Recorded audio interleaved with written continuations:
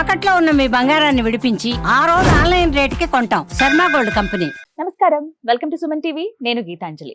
విశ్వావసు నామ సంవత్సరంలో ద్వాదశ రాశుల వారి జాతక ఫలితాలు ఏ విధంగా ఉన్నాయో తెలుసుకుందాం. వివరించేందుకు ప్రస్తుతం మనతో పాటు ఉన్నారు శ్రీచక్రపీఠం వ్యవస్థాపకులు, ప్రముఖ జ్యోతిష్య పండితులు బ్రహ్మశ్రీ ప్రదీప్ జోషి గురువు గారు. వారితో మాట్లాడదాం. గురుగారు నమస్కారం అండి. శ్రీమాత్రే నమః. ఈ విశ్వావసు నామ సంవత్సరంలో కర్కాటక రాశి వారి జాతక ఫలితాలు ఏ విధంగా ఉన్నాయో తెలియజేస్తారా? శ్రీ గురుభ్యో నమః. శ్రీమాత్రే నమః. విద్యుద్ధామ సమప్రభాం మృగపతి స్కంధస్థితాం భీషణాం కన్యాభిక్కరవాలకేట విలసదస్తాభిరా సేవితాం హస్తైశ్చక్ర గదాసికేట విశికాంశ్చాపం గుణం తర్జనీం బిభ్రాణాం అనలాత్మికాం శశిధరాం దుర్గాం త్రినేత్రాం భజే. శ్రీమాత్రే నమః. శ్రీ గురుభ్యో నమః. మేషాది ద్వాదశ రాశుల యొక్క ఫలితాలు మనం ఈ విశ్వావసు నవ సంవత్సరంలో తెలుసుకోబోతున్నాం. ముందుగా ప్రేక్షకులందరికీ, సనాతన ధర్మ బంధువులందరికీ మీకు కూడా శ్రీ విశ్వావసు నామ సంవత్సర ఉగాది శుభాకాంక్షలు. ధన్యవాదాలండి. కర్కాటక రాశి వారికి ఈ సంవత్సరం ఆదాయ వ్యయాలు ఎలా ఉన్నాయో తెలుసుకుందాం. కర్కాటక రాశి ఆదాయం 8, వ్యయము 2, అంటే సంపాదన 8 బాగానే ఉంది, ఖర్చు తక్కువ ఉంది, 2 ఖర్చు తక్కువ ఉంది. కాబట్టి ఈ సంవత్సరము ఆదాయం ఎక్కువ ఉంది అంటే అర్థం ఏంటంటే మనకి ఏదైనా డిస్ప్యూట్లో ఉన్న ల్యాండ్స్ ఏమైనా ఉన్నాయి, ఏమైనా భూములు అమ్మేయాలి, ఏమైనా ప్రయత్నాలు ఏమైనా ఉంటే అవి అమ్మేసుకోండి. కర్కాటక రాశి వారు ఈ సంవత్సరం ఏం చేయాలి తెలుసా? వదిలించుకోవాలి. సర్ఫ్ ఎక్సెల్, డిటర్జెంట్ వదిలించుకోవాలి. జీవితంలో ఏవైనా వదిలించుకోనేటివి ఉంటే అవన్నీ ఈ సంవత్సరం వదిలించేసుకోండి. అది రిలేషన్షిప్స్ కావచ్చు, కేసులు కావచ్చు, లేదంటే ఏవైనా డిస్ప్యూట్ ల్యాండ్స్ కావచ్చు, ఏదైనా వదిలించుకోవాలని కూడా వదిలించుకోండి. ఇప్పుడు కొంతమంది గృహిణులు కూడా ఇబ్బంది పడతా ఉంటారు. వాడు మొగుడు ₹1 ఇవ్వడు, రోజు తిండి పెట్టాలి, వంట చేయాలి, బట్టలు ఉతకాలి, అన్నీ చేయాలి. ఆమె చేతి కనీసం ఖర్చులకు కూడా డబ్బులు ఇవ్వడు. పిల్లని చూసుకుంటుంది, అన్నీ చూసుకుంటుంది.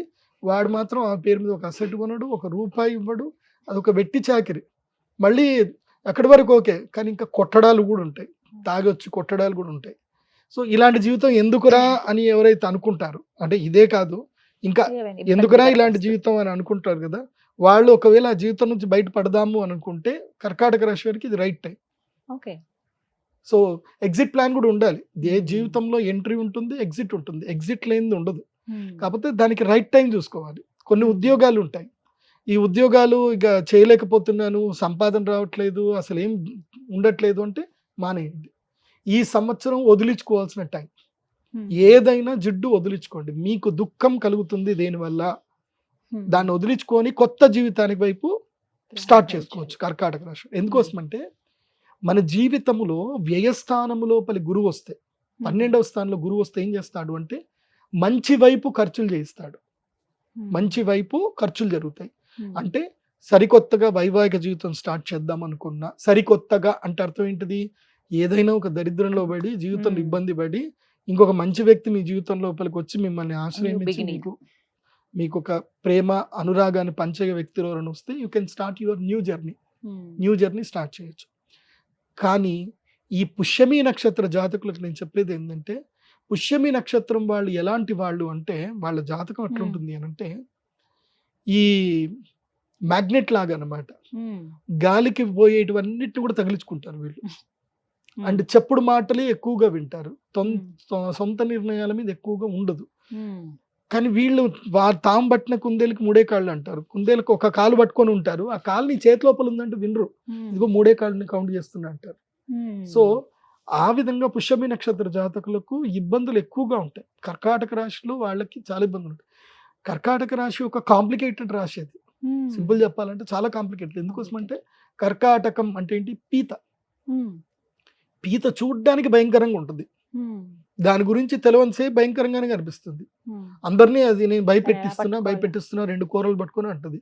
దాన్ని ఎక్కడ పట్టుకోవాలి ఆడ పట్టుకుంటే అది ఏమీ చేయలేదు అది. అట్లాగే ఈ కర్కాటక రాశి వాళ్ళు ఏంటంటే అందులో ఆశ్లేష నక్షత్రం ఉంటుంది, తర్వాత పుష్యమి నక్షత్రం ఉంటుంది.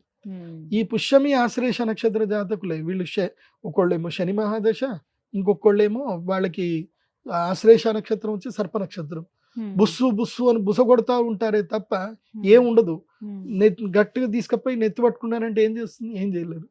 సో ఆశ్లేష నక్షత్రము పుష్యమి నక్షత్ర జాతకులకు చెప్పేది ఏంటంటే, నేను చెప్పింది రైట్ గా ఫాలో అవ్వండి, సిస్టమేటిక్ గా ఫాలో అవ్వండి, కోపం తగ్గించుకోండి. మొదలు మీ జీవితం గురించి మీరు ఎక్కువగా ఆలోచన ఎక్కువగా చేయండి. ఈ సంవత్సరము కఠిన నిర్ణయాలు తీసుకోండి. ఏదైనా ఒక నిర్ణయం అంటే ఈ సంవత్సరం దాటిందంటే ఇంక అయిపోయినట్టు మళ్ళీ. ఈ సంవత్సరానికి నీకు లక్ టైం ఉంది. లక్ అంటే ఏంటి అంటే కొత్త జీవితం స్టార్ట్ చేయడానికి నీకు లక్ టైం ఉంది. అంటే పాత జీవితం వదిలి కొత్త జీవితం లోపలికి వెళ్ళడానికి ఇది రైట్ టైం. ఎట్లాగైతే పాము కుబుసం వదిలి ముందుకెళ్ళిపోతుందో అట్లా మీరు కూడా ఇప్పుడు ఏదైనా ఒక అద్దె ఇంట్లో ఉన్నారు, మీకు కలిసి రావట్లా, ఆ ఇంట్లో ఉండి కలిసి రావట్లే, వదిలేయండి. మీరు సొంత ఇంట్లో ఉన్నారు, ఎంత ఉన్నా ఆ ఇంట్లో కలిసి రావట్లేదు, అది అద్దెకి ఇవ్వండి, ఇంకో అద్దె ఇంటికి వెళ్ళండి. సో ప్లేస్ మారండి. కర్కాటక రాశి వారికి చెప్పేది ఏంటంటే మార్పుకి సిద్ధం అవ్వండి. మార్పు మంచిదే కర్కాటక రాశి వారికి. కాబట్టి వదిలించుకునేది ఏమైనా ఉంటే అన్ని వదిలించుకోండి. సెటిల్మెంట్స్ క్లియర్ చేసుకోవడాలు అన్నిటినీ వాళ్ళు చేసుకోండి. కర్కాటక రాశికి బాగుంటుంది. మీకు కలిసి వచ్చే సమయం ఎప్పుడు అంటే ఇంకా 2 సంవత్సరాల తర్వాత మీకు కలిసి వస్తుంది. 2 సంవత్సరాల వరకు మీకు లక్ లేదు. ఈ 2 సంవత్సరాలు కష్టపడాల్సిందే. కాంప్రమైజ్ అవ్వకుండా కష్టపడండి. ఈజీ మనీ జోలికి వెళ్ళకండి. పుష్యమి నక్షత్రం వాళ్ళు మనం ఏదో చేస్తే మనకి ఎవడో ఒకళ్ళు డబ్బులు ఇస్తారు అనుకోవడం మూర్ఖత్వం. దాని లోపలికి వెళ్ళకండి.